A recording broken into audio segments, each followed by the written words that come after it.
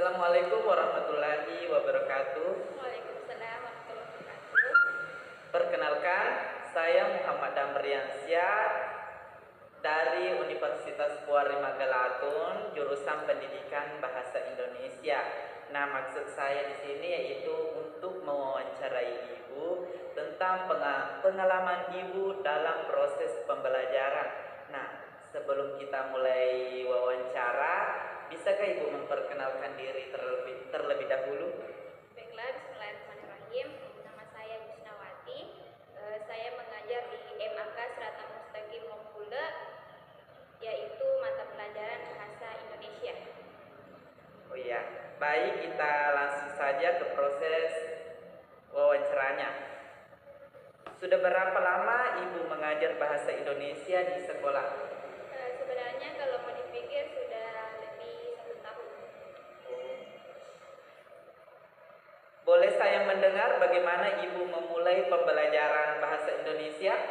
Ya, sebagaimana mestinya dalam proses pembelajaran, pastinya dalam kelas itu mengucapkan salam terlebih dahulu, terus absensi, terus mengulang kembali pembelajaran yang telah berlalu, dan langsung masuk ke materi selanjutnya. Seperti itu. Baik, saya akan memberi saran dalam pertanyaan kedua tadi, yaitu pertanyaan aslinya itu, boleh saya mendengarkan bagaimana Ibu memulai pembelajaran Bahasa Indonesia. Saya akan memperbaikinya sedikit sehingga kita itu mudah mengerti yang dipertanyakan kepada kita tersebut atau kepada narasumber tersebut, yaitu boleh Ibu ceritakan bagaimana Ibu memulai pembelajaran Bahasa Indonesia di kelas sehingga ibunya itu mudah mengerti dan mudah memahami apa yang dipertanyakan kepada yang tersebut. Demikian. Baik, selanjutnya apa langkah-langkah yang Ibu lakukan untuk menghidupkan suasana kelas yang menyenangkan? Biasanya kalau misalnya lagi bosan dalam kelas, biasanya siswa diajak keluar kelas. Tergantung sih dari materinya. Kalau materinya sesuai di luar kelas, kita bawa siswa ke luar. Atau biasa juga dengan kuis-kuis. Itu kan kuis bisa membangkitkan semangat siswa dalam kelas. Bagaimana langkah-langkah Ibu sehingga siswa dapat mengikuti pembelajaran Bahasa Indonesia dengan penuh perhatian? Tentunya kembali lagi bahwa misalnya saya biasanya dalam mengajar bahasa Indonesia itu menggunakan penekanan-penekanan dalam setiap kata yang penting. Nah, biasanya kalau begitu nih pasti fokus siswa. Kita sebagai guru kadang tuh harus menggunakan suara yang lemah, tinggi dan sebagainya. Itu ada pembedaannya. Jadi kalau misalnya kita ada kata atau kalimat kita tegaskan, pasti itu akan memacu perhatian siswa. Pertanyaan selanjutnya, bagaimana cara menghadapi siswa yang nakal di kelas? Nah, ya banyak sekali jenis siswa yang nakal, khususnya di MAK itu kan SMA, sederajat SMA. Kalau cara saya mengatasi siswa yang nakal, biasanya sebenarnya ada sedikit ancaman-ancaman. Misalnya kalau terlalu nakal di dalam kelas atau banyak bicara yang di luar mata pelajaran, biasanya saya tekankan bahwa kalau misalnya masih begitu silakan ke kantor menyanyi atau bagaimana. Jangan cuma misalnya bicara tidak jelas di dalam kelas, tapi coba bicara depan guru-gurunya. Biasanya itu begitu langsung berhenti buat ulah di dalam kelas. Selanjutnya, apa kendala yang Ibu hadapi pada saat mengajar Bahasa Indonesia? Kendalanya sebenarnya dalam mengajar bahasa Indonesia kan itu apa ya, kayak bahasa Indonesia itu kan bukan, kita harus mampu berpikir yang kadang tidak ada di buku, harusnya mampu berimajinasi dan sebagainya. Nah, kadang sih di situ kendalanya. Kadang kalau ada pertanyaan-pertanyaan siswa yang mungkin kita tidak temukan di buku, makanya kita harus putar otak, bagaimana ini, apalagi kalau siswanya kayak berimajinasi tinggi kan. Nah, pasti mereka akan mengeluarkan pertanyaan-pertanyaan yang kadang di luar batas perkiraan-perkiraan kita itu sih.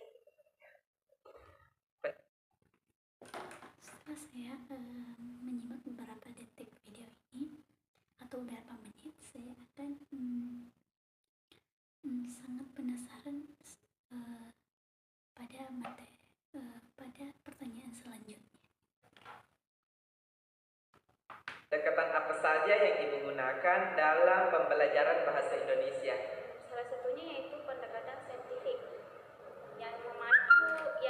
yang itu kan pendekatan memacu siswa untuk mengetahui atau menggali sendiri informasi-informasi atau memecahkan masalah-masalah yang ada. Selanjutnya, model apa saja yang sering Ibu gunakan dalam pembelajaran? Apa kelebihan dan kekurangan model yang pernah Ibu gunakan tersebut? Ya, model yang sering saya gunakan yaitu model seperti pada ceramah dan juga diskusi. Nah, cuma kalau kelebihannya ceramah, kita sebagai guru mampu menguasai kelas. Karena kan yang kita ucapkan apa yang kita tahu. Nah, tapi kekurangannya ceramah kadang siswa itu ngantuk, tidak memperhatikan. Nah, kalau model diskusi, kelebihannya yaitu rata-rata siswa aktif dalam berdiskusi. Tapi kelemahannya, kalau misalnya ada siswa yang aktif terus ada yang tidak aktif, maka ketertinggalanlah yang tidak aktif itu. Seperti itu. Selanjutnya, langkah-langkah apa saja sih yang Ibu lakukan untuk mengakhiri pembelajaran?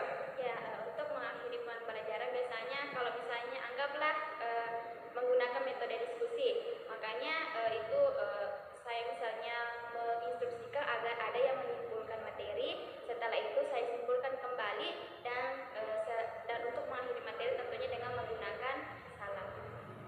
Selanjutnya, jenis tugas apa saja yang Ibu berikan kepada siswa?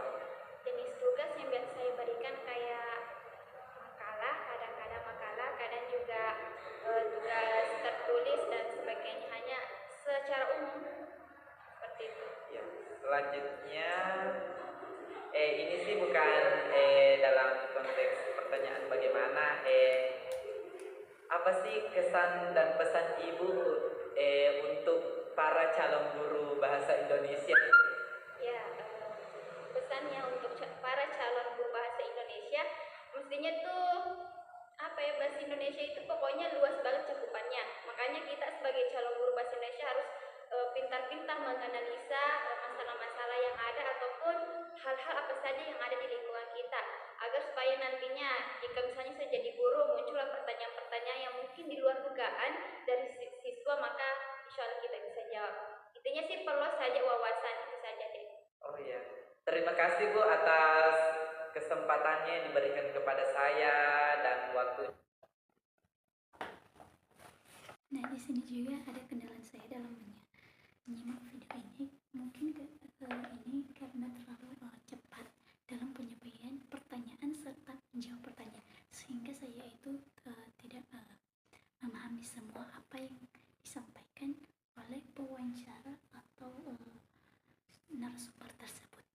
Setelah saya menyimak, saya tahu bagaimana cara menyampaikan pendapat dan bagaimana juga mempertanyakan pertanyaan kepada narasumber dan memperbaiki pertanyaan yang salah.